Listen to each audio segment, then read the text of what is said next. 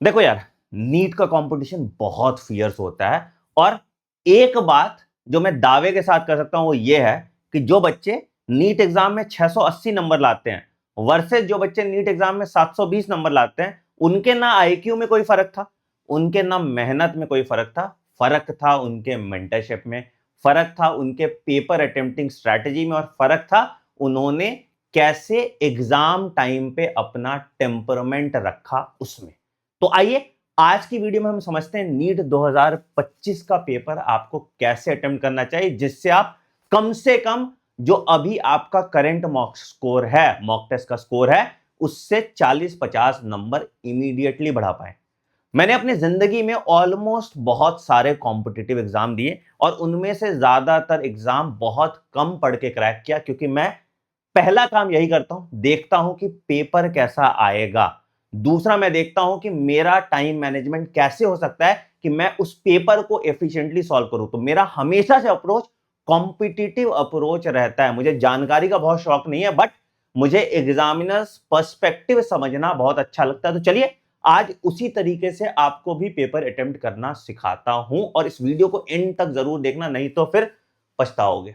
चलो, सबसे पहले हम जिस एग्जाम की बात कर रहे हैं उसके एग्जाम पैटर्न के बारे में बात करते हैं। हालांकि आपको एग्जाम पैटर्न के बारे में पता ही है। तो बेटा देखो क्या होता है कि इस साल पैटर्न में चेंज हुआ। 45 क्वेश्चन फिजिक्स के कंपलसरी हैं, 45 क्वेश्चन केमिस्ट्री के कंपलसरी हैं, 45 क्वेश्चन बॉटनी के और 45 क्वेश्चन जुअलॉजी के कंपलसरी है। मतलब पिछले साल की तरह आपको ऑप्शंस नहीं मिल पा रहे।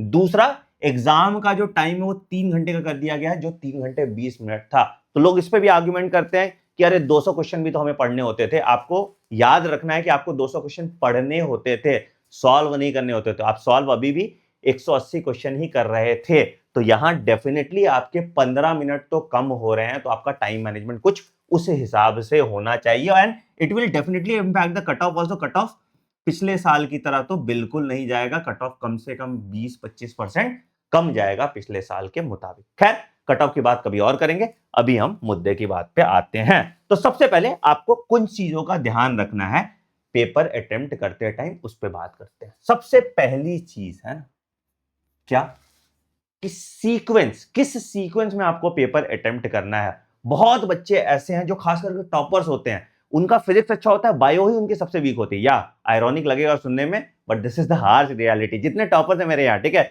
वो ऐसे चुल में, सर हम पहले फिजिक्स अटेम्प्ट करेंगे, पहले फिजिक्स अटेम्प्ट करेंगे मॉक टेस्ट में, सर एग्जाम में हम बायो पहले कर लेंगे आपके कहने पे। बट ये गलत अप्रोच है। क्यों?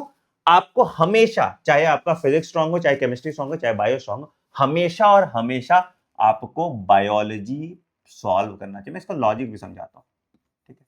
क्यों सर? रीजन है बेटा, पहला कि बायोलॉजी के क्वेश्चन करने में आपको सबसे कम टाइम मिलता है, मतलब लगता है, ठीक है। दूसरा रीजन है कि बायोलॉजी में तुरंत आपको उस कम टाइम में मार्क्स बराबर मिल रहे हैं। लेट्स से कि मैंने एक फिजिक्स का क्वेश्चन सॉल्व किया जिसमें मुझे लगभग 1 मिनट लग गया, वही मैं बायोलॉजी का क्वेश्चन सॉल्व कर रहा हूं जिसमें मुझे 15 सेकंड लग रहा है, और दोनों में मुझे मार्क्स 4 ही मिल रहे हैं। तो I will rather choose to solve कौन सा क्वेश्चन? बायोलॉजी का क्वेश्चन। तो हमेशा ये थंब रूल है, ये स्टैब्लिश रूल है कि आप बायोलॉजी सबसे पहले सॉल्व कीजिए बिना कुछ सोचे। मतलब there is no debate on this topic only, आपको सबसे पहले बायोलॉजी का ही पेपर सॉल्व करना चाहिए, ठीक है। बहुत अच्छी बात है, आपने बायोलॉजी का पेपर, ये क्या हो गया भाई, आपने बायोलॉजी का पेपर सॉल्व कर दिया, ठीक है। अच्छा, उसके बाद आप केमिस्ट्री कीजिए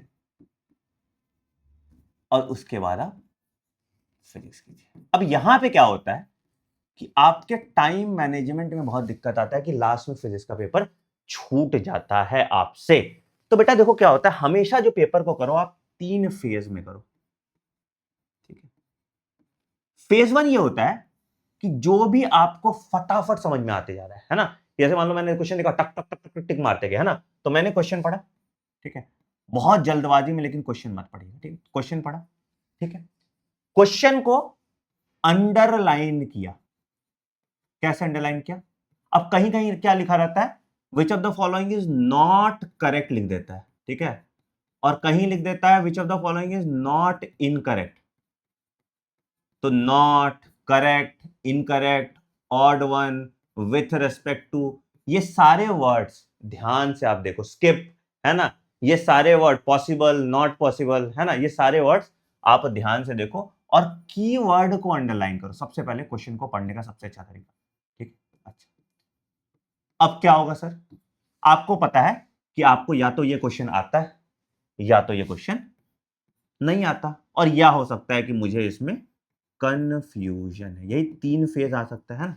अच्छा, मुझे ये क्वेश्चन आता है तो क्या मैंने देखा इसका ऑप्शन बी सही आंसर है, मैं फटाफट ऑप्शन बी टिक कर दूंगा? नहीं, आपको यहां पे क्या करना है, देखना है क्या ऑप्शन नहीं है। तो लेट्स से कि मेरा ए ऑप्शन गलत है, मैंने काटा उसको, गलत है, ठीक है, मुझे पता है वो गलत है, क्यों गलत है वो मैंने काटा, ठीक है। बी ऑप्शन सही लग रहा है, बट क्या मैं टिक कर दूंगा? नहीं, मैं वेट करूंगा। मैं सी ऑप्शन भी पढ़ूंगा, अच्छा गलत है, फाइनल मुझे पता है गलत है, और डी ऑप्शन भी मैं पढ़ूंगा, गलत है, और तब जाके मैं बी ऑप्शन क्लिक करूंगा। कभी कभी मोस्ट अप्रोप्रिएट ऑप्शन होता है, मैं ऊपर का ऑप्शन देख के टिक कर देता हूं, वहां मेरे नंबर कट जाते हैं। तो this you have to keep in mind. तो फेज 1 में आपने क्या किया, फटाफट देखा ए नहीं है, बी नहीं है, सी नहीं है, डी नहीं है, ठीक है। तो अगर आप ऑप्शन एलिमिनेट कर पा रहे हो सारे, अगर आप एलिमिनेट कर पा रहे हो सारे ऑप्शन, तो आपने फेज 1 में उसको टिक किया, आगे बढ़ गया, फेज 1 में टिक किया, आगे बढ़ गया, फेज 1 में टिक किया, आगे बढ़ गया, फेज 1 में टिक किया, आगे बढ़ गया, ठीक है। जो क्वेश्चन में आपको लग रहा है कि मैं 2 ऑप्शन या 3 ऑप्शन में कंफ्यूजन है, मैं एलिमिनेट नहीं कर पा रहा हूं, तो उन क्वेश्चन में मैं स्टार लगा दूंगा, और या जिसमें मुझे ज्यादा टाइम लग रहा है, जिसमें मुझे कैलकुलेशन कर रहा है, उन क्वेश्चन में मैं स्टार लगा दूंगा और आगे बढ़ जाऊंगा, ठीक है। तो मैं फेज 1 पहले कंप्लीट करूंगा, बहुत अच्छी बात है, मैंने फेज 1 कंप्लीट कर दिया, ठीक है। अच्छा, उसके बाद फिर मैं फेज 2 वाले पे आऊंगा, ठीक है।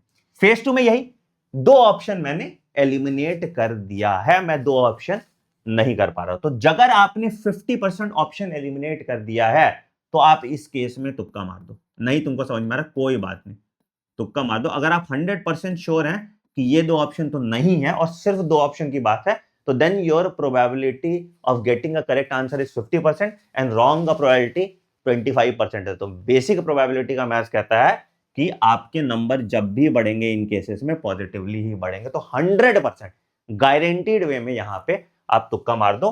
एंड अगर आपको ऑप्शन एलिमिनेट करना नहीं आता, तो मैं वो भी आपको सिखा दूंगा, हाउ टू एलिमिनेट ऑप्शन, आप कमेंट सेक्शन में डाल दीजिए। तो मैं हाउ टू एलिमिनेट ऑप्शन दिमाग से, ठीक है, कि कैसे कौन सा यूनिट के बेसिस पे ऑप्शन कैसे एलिमिनेट करते हैं, या एग्जाम्पल के बेसिस पे ऑप्शन कैसे एलिमिनेट करते हैं, इन सब पे हम एक डिटेल वीडियो पे बात करेंगे, जिससे अगेन आपके 20 नंबर यहां से इंक्रीज कर जाएंगे, ठीक है। तो फेज 2 में आप क्या करोगे, 50% जो एलिमिनेशन वाले टॉपिक है उनको सॉल्व करोगे, ठीक है। अब दूसरा जो गलती बच्चे करते हैं कि हम बायोलॉजी को 45 मिनट्स में करेंगे, ये टाइम बाउंड करते हैं। आप सबने नीट 2022 का पेपर देखा होगा, जहां पे अगर आप बायोलॉजी को 1 घंटे से कम का टाइम देते, आपसे वो पेपर सॉल्व नहीं होता। देखो एनटीए ये गारंटी तो नहीं लेता कि मैं बायोलॉजी इजी रखूंगा, मैं फिजिक्स मॉडरेट रखूंगा, केमिस्ट्री डिफिकल्ट रखूंगा, ऐसा तो कुछ नहीं है। हमेशा ये होता है कि बायो, फिजिक्स और केम में से 2 इजी होगा और 1 मॉडरेट होगा। अब आपको तो नहीं पता किसमें आपको ज्यादा टाइम लगेगा, किसमें आपको कम टाइम लगेगा, ठीक है।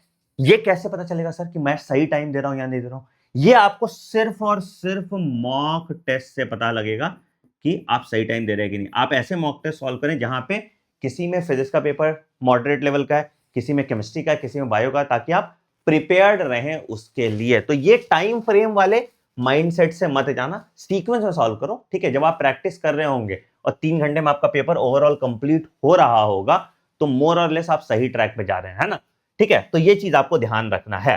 अच्छा, अब ये होता है कि हमारा जो मॉक टेस्ट का स्कोर है वर्सेस जो हमारा नीट का स्कोर है, वो कैसे फिगर आउट करें, वो कैसे मैप आउट करें कि क्या हमारा मॉक टेस्ट का स्कोर है, क्या हमारा नीट का स्कोर है। तो उस पर बेटा सिंपल सा चीज होता है कि आपको जो मॉक टेस्ट को सॉल्व करना चाहिए, आइडियली आइडियली आपका जो मॉक टेस्ट सॉल्विंग टाइम होना चाहिए 2 आवर्स 30 मिनट्स होना चाहिए, तभी आप 3 घंटे में नीट का पेपर सॉल्व कर पाएंगे। हम यही गलती करते हैं कि मॉक टेस्ट हम अपने घर के कंफर्ट में देते हैं। घर के कंफर्ट में आपसे बार बार सिग्नेचर कराने नहीं आता, घर के कंफर्ट में आप पैनिक नहीं करते, घर के कंफर्ट में आपको कहीं एकदम होड़ हुआ नहीं रहता, घर के कंफर्ट में आपको प्रेशर नहीं रहता, ठीक है। तो टेक्निकली आपको क्या करना चाहिए, आपका जो मॉक टेस्ट का टारगेट होना चाहिए कि हम मॉक टेस्ट को 2 आवर्स 30 मिनट्स या बहुत मैक्सिमम 2 आवर्स 40 मिनट्स में कंप्लीट करें। And I am talking about including OMR filling, including OMR filling, है ना।